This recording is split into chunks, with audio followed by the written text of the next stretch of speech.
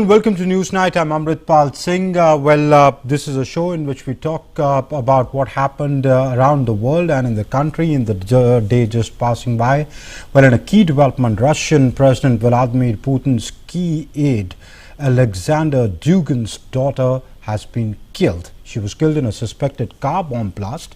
It's mysterious. Authorities, the Russian investigators are saying they're trying to find out really what happened. Also, the UN chief has said that Russian food grain exports are crucial to world food security, and the UN is working hard with the United States and the UN to United States and the EU to ensure that Russian food grain and fertilizer exports reach the world, and they are crucial to avoiding the crisis. Well, we'll talk about that and much more over the next 1 hour. Let's begin with the headlines we are tracking at this hour.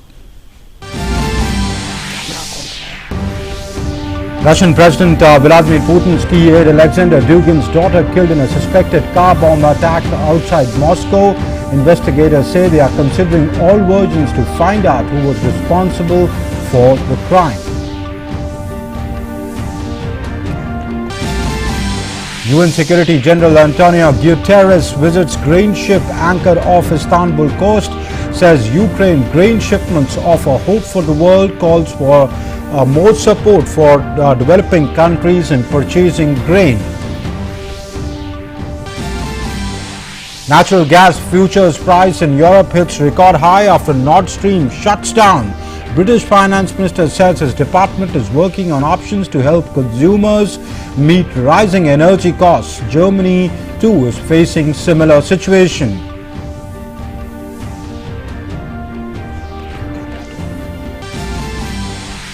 Workers at the UK's biggest container port, Felixstowe, begin 8 days of strike action over pay hike.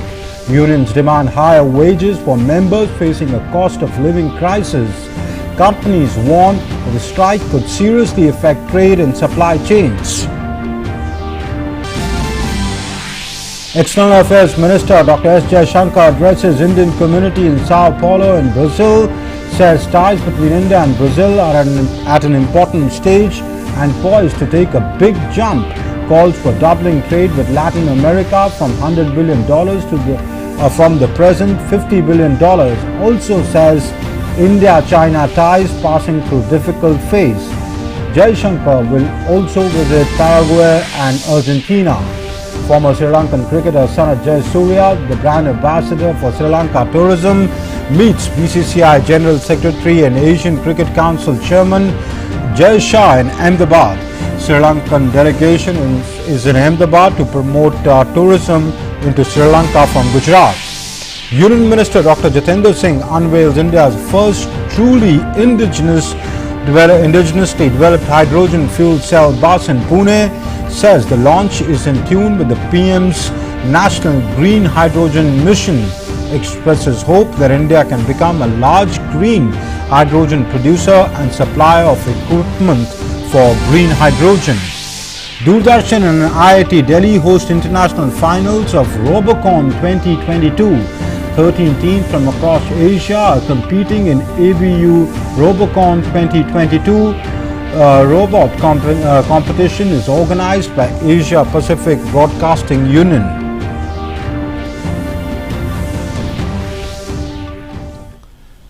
Well, first our top story. After ensuring exports of Ukraine food grains to the Black Sea Grain Initiative, UN Secretary General Antonio Guterres has called for unimpeded access to global markets for Russian food and fertilizer. After inspecting a grain ship at Istanbul's port in Turkey, UN chief said that UN is working hard in cooperation with the US and EU to remove obstacles. But let's not forget that the other part of this package deal is the unimpeded access to the global markets of Russian food and fertilizer. Getting more food and fertilizer out of Ukraine and Russia is critical to further calm commodity markets and lower prices for consumers. The UN chief calling the operation of the Joint Coordination Center of the Black Sea Grain Initiative remarkable and inspiring. At the heart of this initiative is the Joint Coordination Center, which enables the safe movement of dozens of commercial vessels. More than 650,000 metric tons of grain and other food are already on their way to markets around the world. The UN chief also called for efforts to allow the export of Russian food and fertilizer. He said that UN is working hard in cooperation with the US and EU to remove obstacles. The Black Sea Grain Initiative was launched in Istanbul by Russia, Turkey, Ukraine and UN last month. The first shipment of grain from Ukraine reached Ireland since the war first started in February. For the past 5 months, the ship with a cargo of 33,000 tons of corn had been tied up at the port in Odessa, unable to sail. Through the Black Sea Grain Initiative, a mechanism was established for the safe transportation of grain, related foodstuff and fertilizer, including ammonia, from designated Ukrainian ports to global markets, bringing urgently needed food relief to many parts of the world. 25 ships have already departed from Odessa and other Ukrainian ports, and more are on the way. These ships have transported over 600,000 tons of grain and food products, namely wheat, corn, sunflower oil and soya beans. Bureau Report, DD India. And Russia has said that its hypersonic caliber missiles have destroyed an ammunition depot containing missiles for US-made HIMARS rocket systems in Ukraine's southeastern Odessa region, while Kiev said that a granary had been hit. Meanwhile, the daughter of Alexander Dugin, a hardliner Russian ideologue close to President Putin, was killed in a car bombing on Moscow's outskirts. More in this report. Residents in Moscow were met with the shocking news on Sunday. The daughter of Alexander Dugin was killed in suspected car bombing on Moscow's outskirts on Sunday. Alexander Dugin is a hardline Russian ideologue close to President Vladimir Putin. According to family members quoted by Russian media, Dugin, who has been a vocal supporter of Kremlin's offensive in Ukraine, was the likely target of the blast, as his daughter borrowed his car at the last minute. Russia's investigative committee in a statement said that Daria Dugina was killed when a bomb placed in her Toyota Land Cruiser went off as she drove on a highway near the village of Bolchi Vizomi, some 40 kilometers outside Moscow. While in Ukraine, a regional head of Ukraine's SBU intelligence services was found dead at his home in central Ukraine. According to the Prosecutor General's office, Alexander Nakonechny was found by his wife with gunshot wounds in a room of their apartment in the city of Kropyvnytsky late on Saturday. Police have opened an investigation into the death but made no further comments. Nakonichny has headed the SBU in Kirovograd region since January 2021. Russia continues with its offensive even as the war has entered 179th day. Russia's defense ministry on Sunday said that sea-based Kalibr missiles had destroyed an ammunition containing missiles for US-made HIMARS rocket systems and other Western-made anti-aircraft systems in Ukraine's Odessa region. The ministry also said it had destroyed 2 M777 howitzers in combat positions in the Kherson region and a fuel depot in Zaporizia region that it said was storing more than 100 tons of diesel fuel, also stepping up its offensive. For the second time in less than a month, Russia's naval base at Sevastopol has come under drone attack. Multiple explosions had been reported in Crimea, which Moscow annexed in 2014, including near Sevastopol, headquarters of Russia's Black Sea Fleet, as well as at Kerch, near a huge bridge to Russia. The latest incidents follow huge blasts last week at an air base in Crimea. When we woke up in the morning, still in bed, we heard some bangs, like if boys let off firecrackers in the park. And after we heard a loud shot as if the main firecracker, not a shell, had exploded. And then it all came silent. No, we knew that the drones were coming here from time to time, so we were ready for this. Ukraine's President Volodymyr Zelensky has warned Ukrainians to be vigilant in the coming week as they prepare to celebrate their Independence Day as fresh blasts hit Crimea and a missile wounded 12 civilians near a nuclear power plant. Zelensky said Ukrainians must not allow Moscow to spread despondency and fear among them as they mark the 31st anniversary of independence from Soviet rule. In another development, Russia has accused Ukraine of poisoning some of its soldiers in Russian-controlled Zaporizia in late July. An advisor to Ukraine's Interior Ministry has said that the alleged poisoning could have been caused by Russian forces eating expired canned meat. A number of Russian troops were taken to a military hospital with signs of severe poisoning on 31st July. News Night Desk, DD India. And Russia has said that it's developing its own financial information transmission system for a transition from the Society for World Interbank Financial Telecommunication, or the SWIFT payment system as it's popularly known. Russian Deputy Foreign Minister Alexander Pankin said that the new system is to be protected from external pressure and facilitate Russian banks and their clients to conduct international payments. The diplomat noted that some countries initiated or participated in the freezing of Russian assets, but it only caused immeasurable and irreparable damage to their own commercial credibility. He said many countries had noted Western sanctions on Russia were illegal and were considering de-dollarization in order to safeguard their sovereignty. He stressed that Russia reserves the right to take special measures in response to further sanctions from the West, and that his country has been prepared for the escalation of the situation. Since the Russia-Ukraine conflict broke out, Western countries have imposed multiple financial sanctions on Russia, including cutting some Russian banks off from SWIFT, freezing the assets of Russian central bank, and banning transactions with it.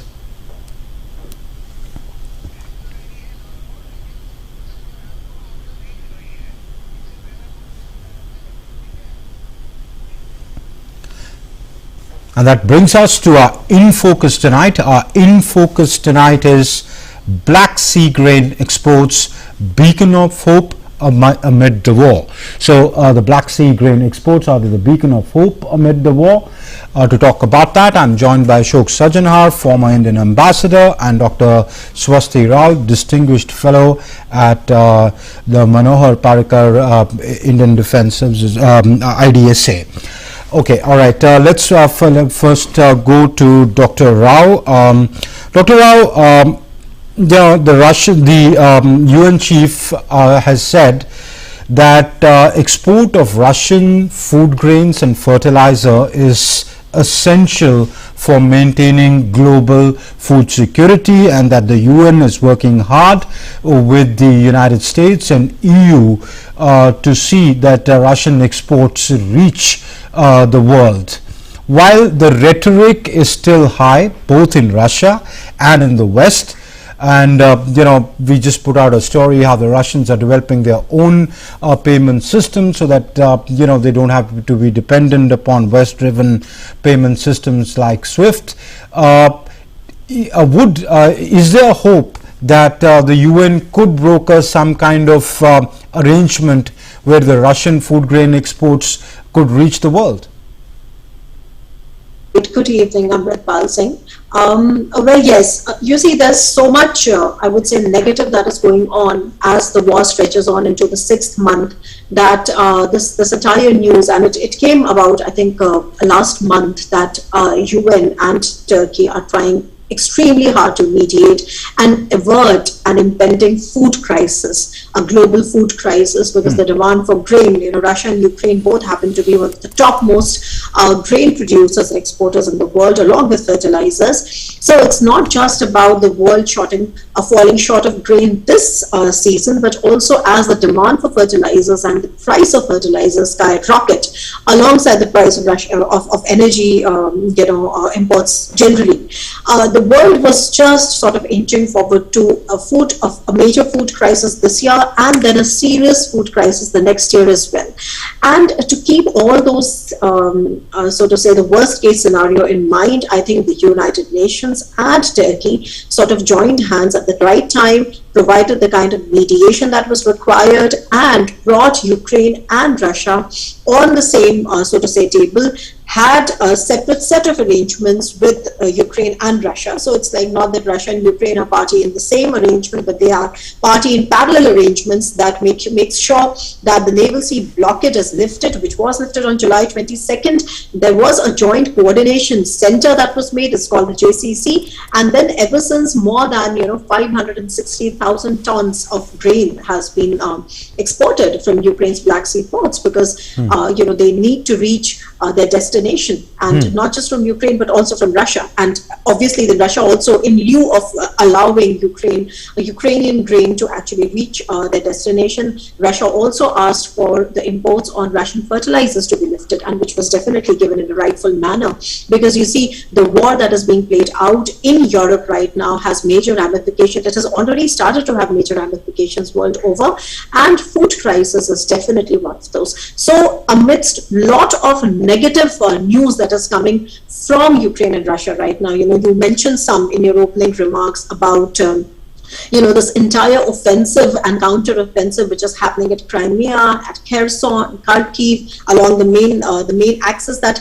the new aid package that America has just declared, I think about a day ago, which is the 19th package, and which kind of takes the total American aid coming into Ukraine for more than 10.7 billion now. So amidst all this fighting and all this this escalation of conflict and war fighting which is happening out there, especially military, in terms of military capabilities, this particular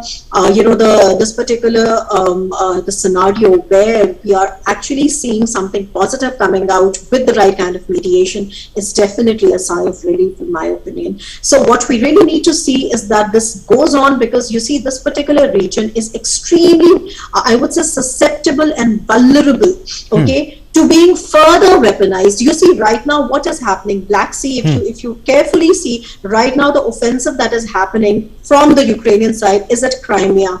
The Russian bases at Crimea are being targeted, right? You've seen all those things happening. The drone attack, the recent drone attack, the second, in 1 month, was also on Crimea. So the thing is that how do we make sure that the Black Sea naval blockade, which was lifted on July 22nd, continues and is not further weaponized as pressure starts to mount, right? So this is one thing. It is a beginning, but one needs to make sure that it is not again, so it's like it's not further weaponized. And it can happen, because you see Wednesday, Ukraine is going to be celebrating their Independence Day, as you mentioned, and then even the Ukrainian officials have been on record saying that they could expect something of an escalation from the Russians on that particular day, or around that particular day, just in terms of a symbolism. So I am a little, so to say, I would say, apprehensive that whatever this positive actions and all these developments that have happened around allowing for the food grains and fertilizers to reach their destinations, I hope they are not really weaponized, because they remain to be extremely vulnerable and susceptible, especially at a time when war is sort of just stretching on with new weapons and more dangerous weapons. Okay. Ambassador Sajjanar, where is the threat from? Earlier it was said, when this Black Sea initiative was negotiated, the Ukrainians were crying that, well, it is the Russians who are not allowing our ships to reach, to leave the Ukrainian ports because they control the Black Sea. Now with the Ukrainians, attacking Crimea, so where is the threat from? Is it that the war may escalate further and this whole deal that has been reached might just collapse? Or is it that the Russians are telling Anthony Guterres that, well, look, we've kept our part of the deal, we've allowing the ships to leave the Ukrainian ports. Now you tell the West that, don't sanction us, allow their ships to come into Russia, pick up our robust harvest for this year? No, absolutely. Thank you, Amrit. I think the deal has been reached, and I think, as in your commentary, you also mentioned that more than 25 ships have already departed. Right. And you see, this is a deal. It is not only for the benefit of Ukraine. It is not only for the benefit of the world. Because food prices, fertilizer prices, etc., they have all risen very severely, very heavily over the last few months. But it is also to the advantage, to the benefit of Russia. So Russia will not try to scupper the deal. It will not try to do anything which makes the working of this deal more problematic or difficult. It is not in the interest of Ukraine to do something that will create problems or obstacles. It is not in the interest of the world. So I think here the interests of all countries are coming together that this deal should work out. Ukrainians want it because they have these huge supplies of several million tons of grain, of soya flour, of sugar, Sunflower, of barley, of so many of these items are waiting for it to be exported.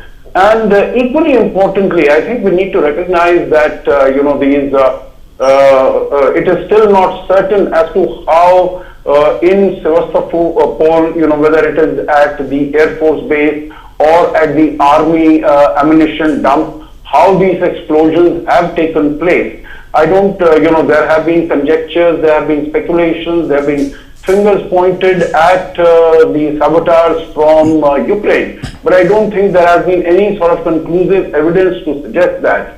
And so I would think that it is in the interest of all countries and of the world in general. So there would be that pressure, and definitely Russia would also be interested in sending its grain. It is also linked to it is earning foreign exchange as a result of these exports.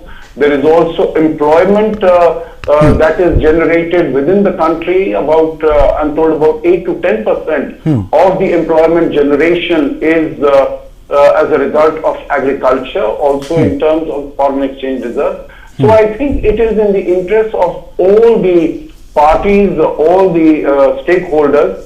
And so I feel quite sanguine. It is fragile, all right. I will definitely concede that. But I don't think any of the countries would go out of their way to vitiate the terms or to damage it in any manner. But Ambassador Sajanhar, if we look at the Russian wheat exports for July and August, they are estimated to be about 5.8 million tons, which is about 28% less than last year. This year, they've had a robust yield, thankfully, thanks to the good crop yield, the good summer that they've had.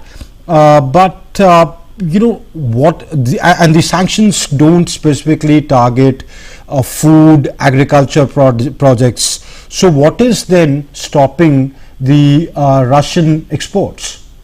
Yeah, you have a very valid point, Amrit, and definitely it is, if everything was working according to the rules, then there has been no sanction that has been imposed either on food items or on fertilizer or on ammonia. All these should have continued to go. But you see, the banks have been very cautious. I'll just give you an example. You see, when there were sanctions that were imposed on Iran, that Iran would not be allowed to export any oil, but Chabahar port was kept out of the sanctions list. Yet, when India went and we wanted to engage companies and bring them to work in Chabahar, no one would be willing, because these companies thought that if somehow we are seen to be falling foul of these sanction provisions, then we will have to face the music, then we will have to face the problems. The same case is here, because the banks, although they are told that you can go ahead and you can work out the banking arrangements for supply of these, for export of these, but the banks have been too cautious as far as undertaking these trade deals are concerned. So now that it has been announced, that is why Russia wanted the United States to make this announcement in so many words that agriculture and fertilizer exports from Russia are not under sanction. And this announcement has been made in writing in so many words, and that I think has come as a source of some reassurance as far as the banks are concerned, and they have been more willing and more ready to undertake, whatever the banking arrangements are required as far as export of these items are concerned. Okay, so it's the financial and the logistical constraints, Indeed. like banks and shipping companies Indeed. operating out of Europe or the West or the Americas. Yeah, they didn't want to fall foul of these sanctions that have been imposed. Absolutely. Indeed. Dr. Swasti Rao, then where is the hope? I mean, can the UN chief wrangle a deal with the West, because it is the West which will also be affected by the food crisis? I mean, they may not have food shortages like other parts of the world, like the more developing world, which may not have the purchasing power to buy, but price for their consumers also goes up in the West. So as Ambassador Sajanhar was arguing, it's in the interest of the Russians, of the Ukrainians, of the world at large, that the Black Sea Initiative holds out. But will the UN chief be able to tell the West, drive sense into them, that look, it makes sense for at least food, the Russian food, to pass for in the interest of the West and the world at large? Right, Amrit.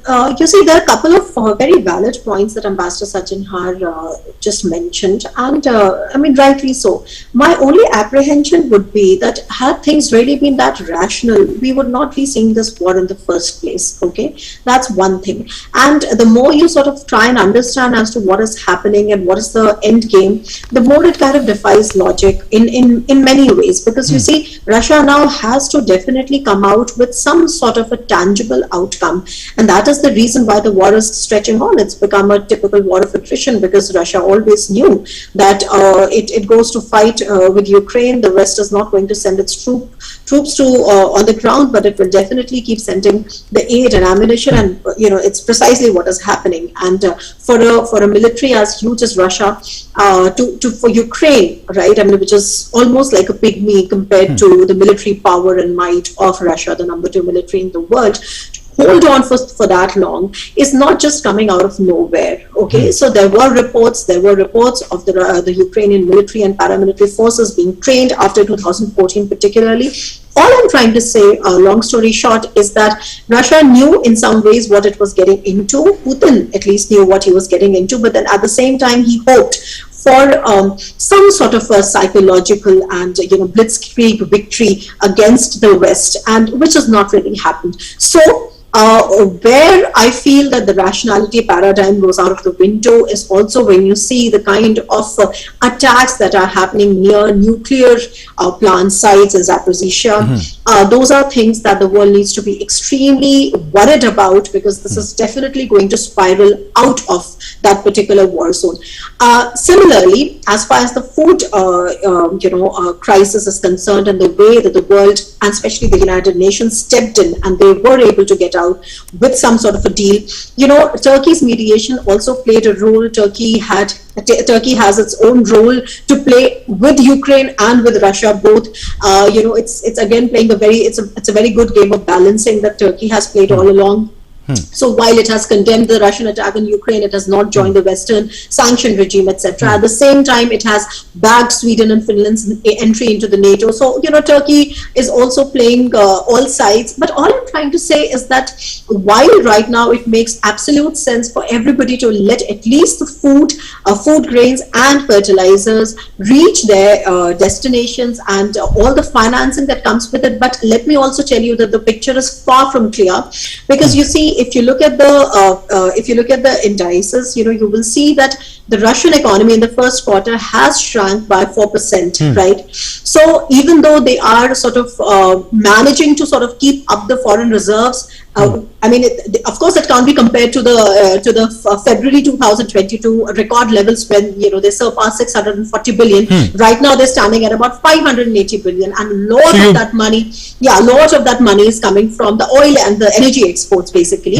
But all I'm trying to say is that the Russians are trying extremely hard and trying everything to sort of circumvent the impact of sanctions, especially that is where the entire role of the alternate payment system also comes in. But you see, this entire network is extremely complicated, and the real impact of what really the sanctions and the secondary sanctions entail would be known only in a few months from now. So right now, as we're talking, it seems as if the exports have started to work, and the joint coordination committee is working well.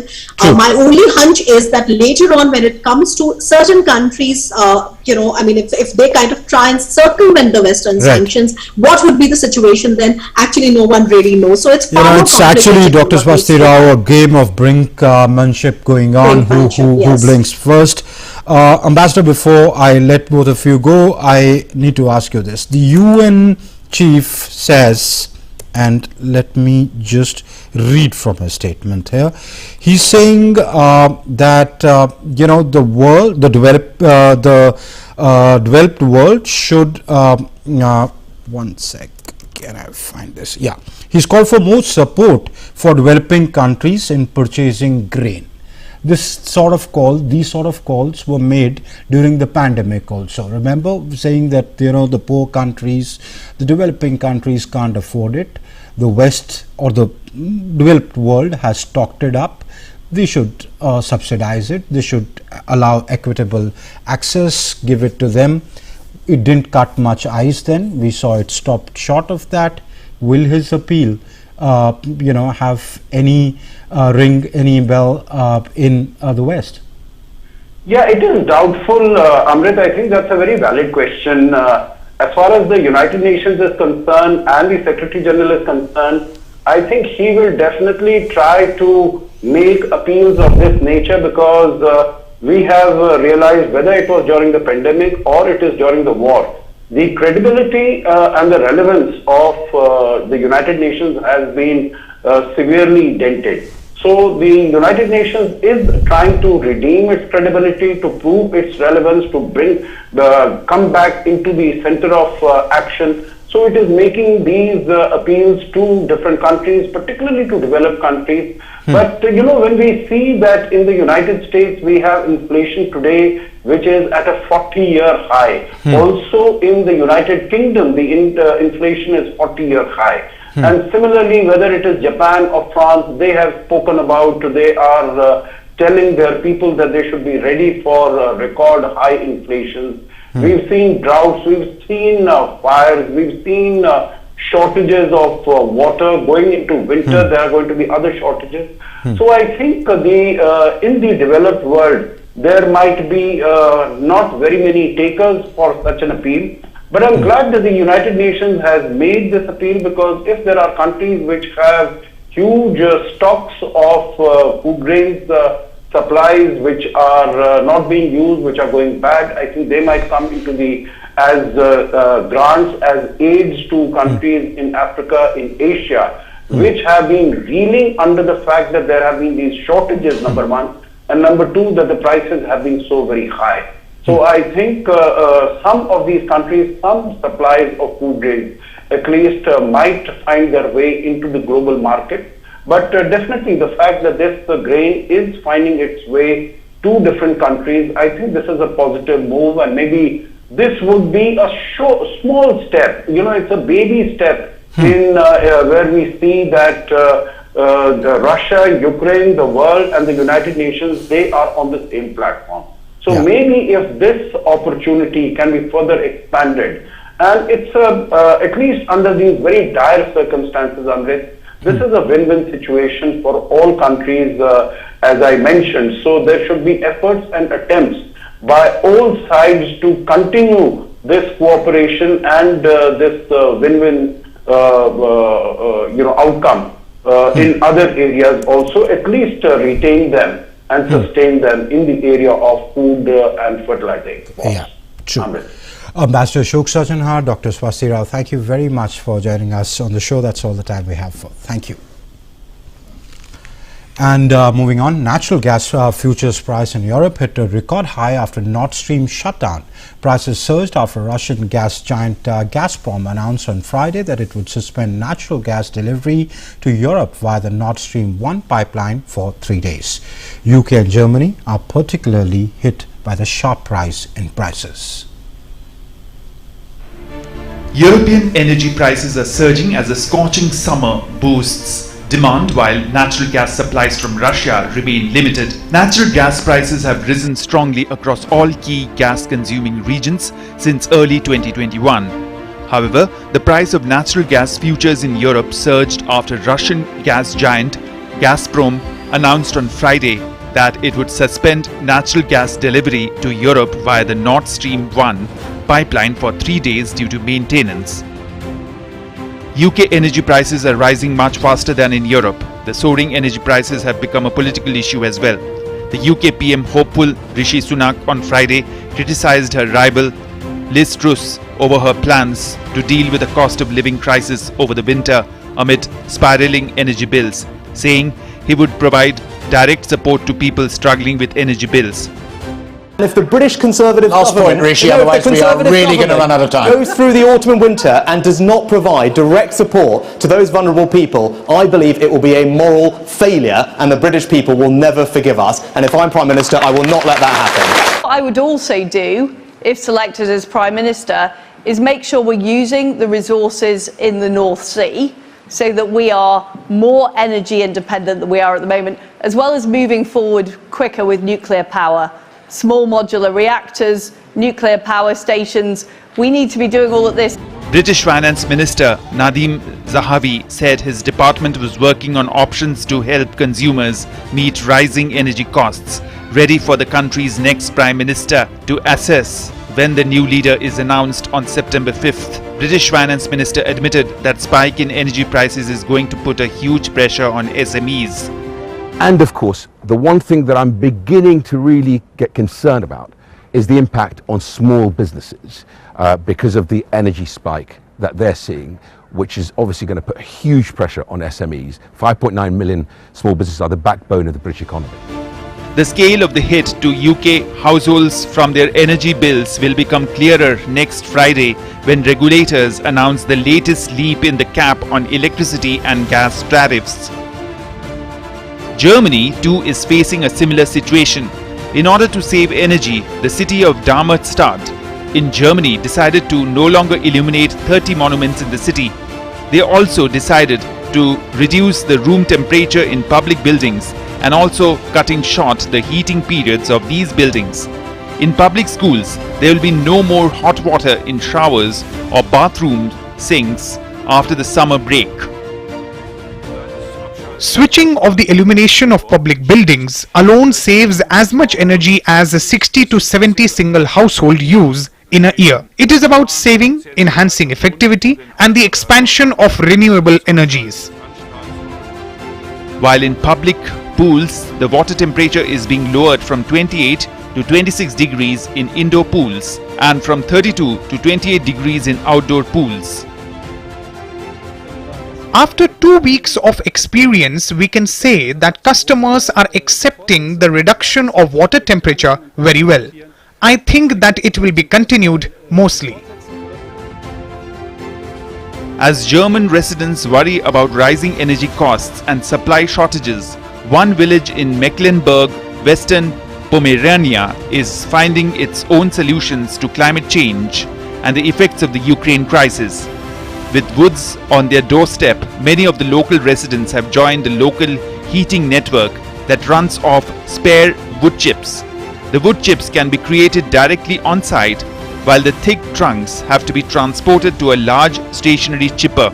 In a statement posted online, Russia's state-owned energy company Gazprom said the planned shutdown from August 31st to September 2nd is for routine maintenance at a key compressor station along the Nord Stream 1 pipeline, which links Western Russia and Germany. Completed in 2011, the Nord Stream 1 connects Vyborg city in northwestern Russia and Germany via the Baltic Sea bed. To relax its overload, the Nord Stream 2 pipeline was finished in 2021 but has been halted since Russia launched a special military operation in Ukraine in February. Newsnight Desk, DD India. And more than 1,900 workers at Britain's biggest container port on Sunday started 8 days of strike, which their union and shipping companies warn could seriously affect trade and supply chains. The staff at Felixstowe on the east coast of England are taking industrial action in a dispute over pay, becoming the latest workers to strike in Britain as unions demand higher wages for members facing a cost of living crisis. On Friday, Felixstowe's operator Hutchison Port said it believed its offer of a 7% pay rise and a lump sum of £500 was fair. It said that the Ports Workers Union, which represents about 500 staff in supervisory, engineering and clerical roles, had accepted the deal. The 5th International Day of Remembrance and the tribute to the victims of terrorism was commemorated today. In its message on the International Day of Remembrance of and tribute to the victims of terrorism, UN Secretary General Antonio Guterres said, and I quote, "The International Day of Remembrance and tribute to the victims of terrorism is a day of reflection, recognition and action. We reflect on the pain and suffering of those who lost loved ones, and we resolve to listen to them and learn from them. We commit to support survivors scarred by heinous acts of terrorism by amplifying their voices, protecting their rights and seeking justice, and by mobilizing member states to provide the legal, medical, psychosocial or financial support they need to heal and live with dignity." The theme of this International Day focuses on the importance of memories, unquote.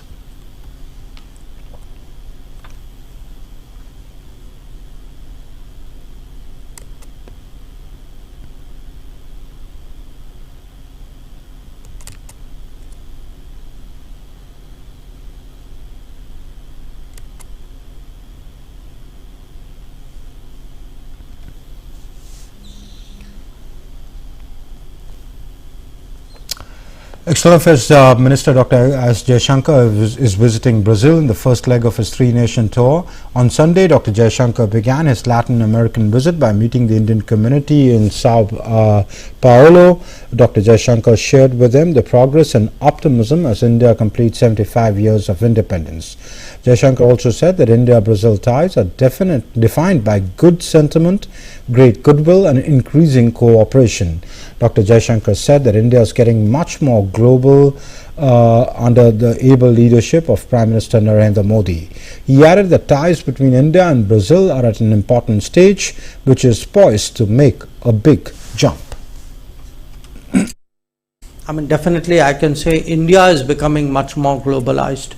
Our effort is to encourage Brazil also to look beyond their traditional markets, look much more at Asia, particularly look much more at India. When I look at the development of the relationship at its prospects, the role of the Indian community will become even more important, because eventually that shrinking of distance, that expansion of comfort, that sense of putting a face to a country or a company, that is something which all of you do. And replying to a question on India's relationship with China, Dr. Jaishankar said that the relationship with China is passing through a difficult phase. He also said that for any relationship to grow, there has to be mutual respect and mutual sensitivity.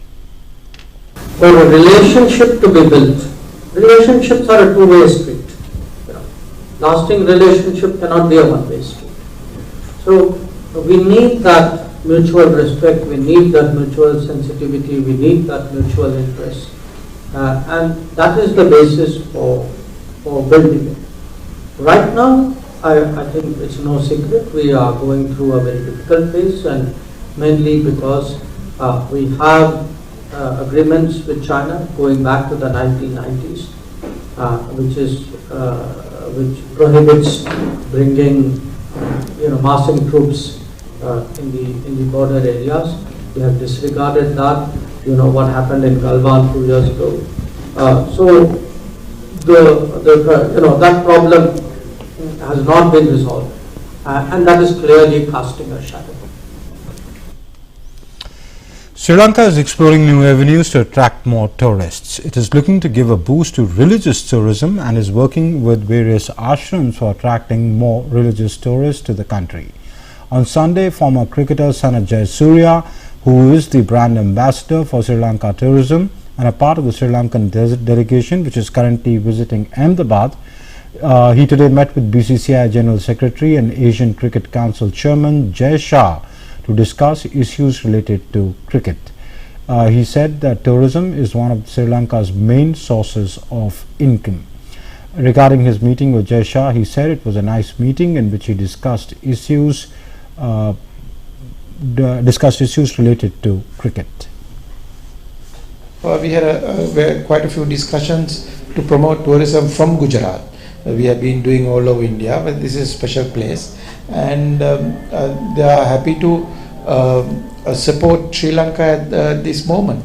We discussed quite a few things about cricket, and also Asia Cup is playing in Dubai.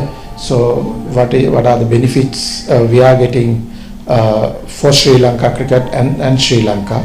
And he explains, and it was a very nice meeting. The Minister Harin Fernando, Tourism and Land Minister, and he is also here. And Lok Sabha Speaker Om Birla is in Amsterdam with members of the Indian parliamentary delegation. He's on his way to Halifax in Canada to participate in the 65th Commonwealth Parliamentary Conference. Om Birla will also have bilateral talks with the speakers of parliaments of the other countries. He will also meet the overseas Indian community and Indian students. Union Education and Skill Development and Entrepreneurship Minister Dharmendra Pradhan is on a 4-day visit to Australia to strengthen Indo-Australian ties. He landed in Sydney to a warm welcome from the Indian diaspora. During the 4-day visit, Pradhan will be visiting the Western Sydney University to co-chair the 6th meeting of the Australia-India Education Council with Australian counterpart Jayashankar. He will also visit the TAFE, NSF and the University of New South Wales based in Sydney. Union Minister Dr. Jitendra Singh today launched India's first truly indigenously developed hydrogen fuel cell bus developed by KPIT-CSIR in Pune. Dr. Jitendra Singh told the gathering that Prime Minister Modi's hydrogen vision is important for India to ensure Atmanirbhar, which means of affordable and accessible clean energy, change the goals of new entrepreneurs and create jobs. Dr. Jitendra Singh informed that fuel cell utilizes hydrogen and air to generate electricity to power the bus, and the only effluent from the bus is water, therefore making it possibly the most environmentally friendly mode of transportation. Dr. Jitendra Singh said that India can pole vault from being net importer of fossil energy to becoming net exporter of clean energy, hydrogen energy, and thus providing global leadership to India in the hydrogen space by becoming a large green hydrogen producer and supplier of equipment for green hydrogen. The Ministry of Finance has clarified that there is no consideration to levy any charges for UPI services. Finance Ministry in a tweet said, and I quote, UPI is a digital public good with immense convenience for the public and productivity gains for the economy. There is no consideration in the government to levy any charges for UPI services. The concerns of the service providers for cost recovery have to be met through other means.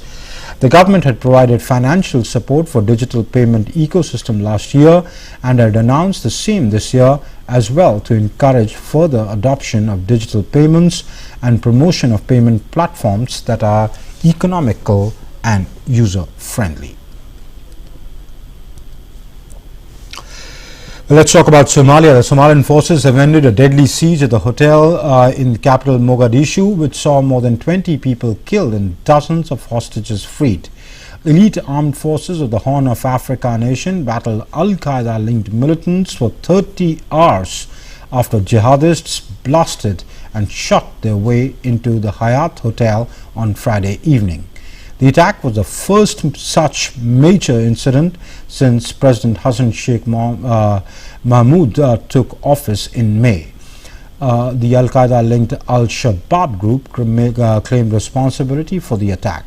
The Hyatt is a hotel popular with lawmakers and other government officials. Japanese Prime Minister Fumio Kishida has been infected with COVID-19 and is recuperating at his official residence. Fumio Kishida just returned from a long vacation and was due to restart work on Monday. He developed a cough and fever on Saturday and took a PCR test on Sunday morning, which confirmed the positive results. And Prime Minister Modi has wished Prime Minister Kishida a speedy recovery from COVID-19. In a tweet, the Prime Minister said, and I quote, "Wishing my friend Prime Minister Fumio Kishida a speedy recovery from COVID-19." Unquote. Taiwan's defense ministry said that 12 Chinese aircraft and 5 Chinese ships were detected operating around Taiwan on Sunday, including 5 aircraft that crossed the Taiwan Strait median line as Beijing continued military activities near the island. China has been carrying out drills near Taiwan, which it claims as Chinese territory despite strong objections from the government in Taipei. Since earlier this month, following a visit to the island by U.S. House of Representatives Speaker Nancy Pelosi. Myanmar's junta chief has said that he would consider allowing deposed leader Aung San Suu Kyi to be moved to a house arrest from prison, but only after verdicts in a litany of cases against her have been reached. Suu Kyi, ousted in a widely condemned military coup last year, was moved to jail in capital Naypyidaw in June, where she is being held in solitary confinement. The Nobel laureate and democracy champion has spent around half of the last 3 decades under house arrest. Since the coup, Suu Kyi has been charged with at least 18 offences ranging from graft to election violations, and has already been sentenced to several years of jail. In Pakistan, an FIR has been filed against former Prime Minister Imran Khan under the Anti-Terrorism Act of Pakistan. Imran Khan was booked for threatening a judge and 2 top officials while addressing a rally in Islamabad. Meanwhile, Pakistan's media regulatory body has imposed a ban on live telecast of Imran Khan's speeches with immediate effect, and after the former Prime Minister criticized police and other state institutions in a speech in capital Islamabad on Saturday.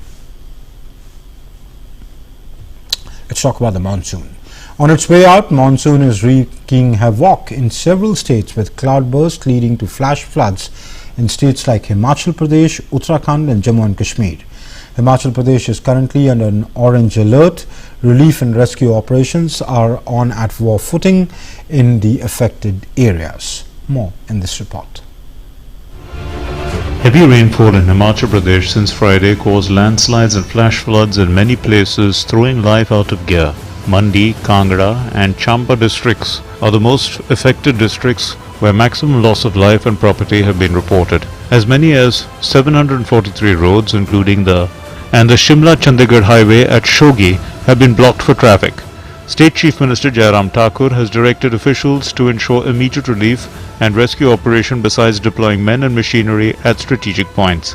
Himachal Pradesh में भारी बारिश के कारण बहुत जान माल का नुकसान हुआ है। कांगड़ा में भी और मंडी के और क्षेत्र में, कुल्लू में और शिमला डिस्ट्रिक्ट में बहुत बड़ा नुकसान हुआ है। खास तौर से सड़कों का नुकसान बहुत ज़्यादा हुआ है, सड़कें बहुत डैमेज हुई हैं।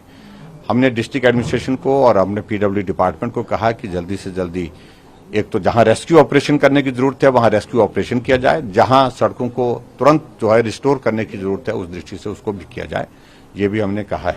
In neighboring Uttarakhand, 3 people were killed and 13 others went missing after heavy rain inflicted major damage in Dehradun district and other parts of the state since Friday.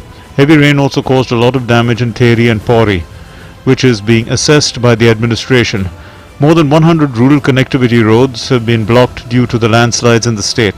Chief Minister Pushkar Singh Dhami has directed concerned officers to make all arrangements by inspecting the disaster-affected areas.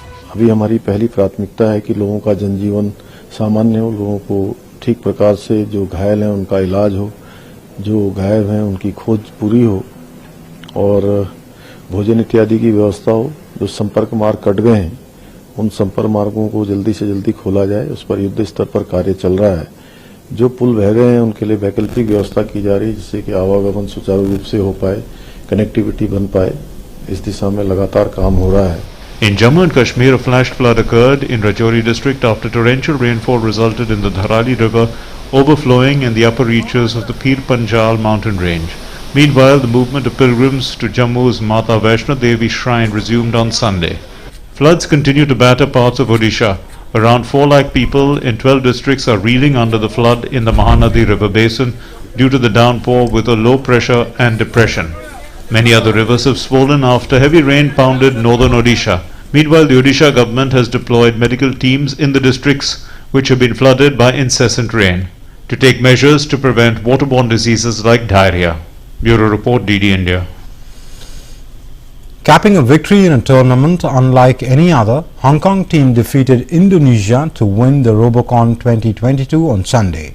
In what can be seen as due recognition of technological advancements, India hosted the international finals of the competition in New Delhi. Robocon, which is organized by Asia Pacific Broadcasting Union and hosted by different member countries every year. In a competition that began in 2002, Robocon pits robots against each other in a competition of a task in a given period of time. Teams from Cambodia, China, Egypt, Fiji, Hong Kong, Indonesia, Japan, Malaysia, Mongolia, Nepal and Thailand took part in the event. This year the contest was based on Lagori, an ancient South Indian game. And let's now take a look at some sports stories. Harry Kane set a Premier League record in goals for a single club on Saturday as his headed effort earned Tottenham Hotspurs a 0-1 home victory over Wolverhampton. Tottenham were outplayed in the first half but were a different propositions after the interval, with Karihan pouncing in the 64th minute to score his 185th Premier League goal. No other player has scored more goals for a single club in Premier League era, with England's keeper Harry Kane moving clear of Sergio Aguero's tally for Manchester City. Arsenal made it 3 straight wins to open the Premier League season by beating Bournemouth 3-0, with Martin Odegaard setting the team on its way with 2 goals inside 11 minutes on Saturday. It is contrast to the last season when Arsenal opened with 3 straight losses to leave Mikel Arteta's job under threat. Arsenal is the only team to start with a maximum 9 points.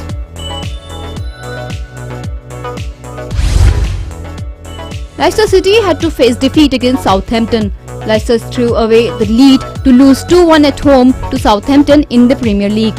Jay Adams came off the bench to score in the 68th and 84th minute to earn Southampton a first win. Leicester is still without a victory despite having taken the lead in both its home game.